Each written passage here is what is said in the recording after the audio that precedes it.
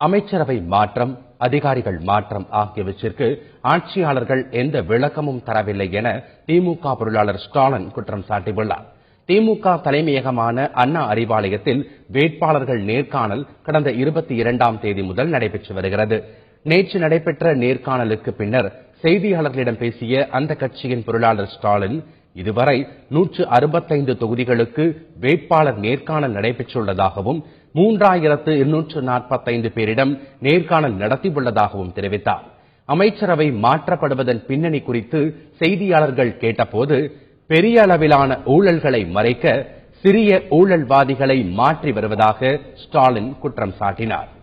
ஊழல் அதிகாரிகள் மீது மட்டும் இல்ல, முதலமைச்சர்லிருந்து கடைகோடி இருக்கக்கூடிய அமைச்சர்கள் வரையில அவங்களே அமைச்சர்களை அடிக்கடி மாத்துறாங்க.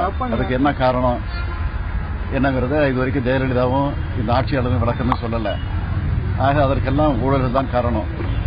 அதாவது அவங்க செஞ்ச பெரிய ஊழலை மூடி மறைக்கிறதுக்கு சின்ன சின்ன அளவில் செய்யக்கூடிய ஊழல்களை செஞ்சிட்டு இருக்கக்கூடிய அமைச்சர்கள் நடவடிக்கை எடுத்து ஏதோ உத்தம புத்திரன் மாதிரி ஒரு நாடகத்தை உருவாக்கிட்டு இருக்கிறாங்க. அதுதான் உண்மை.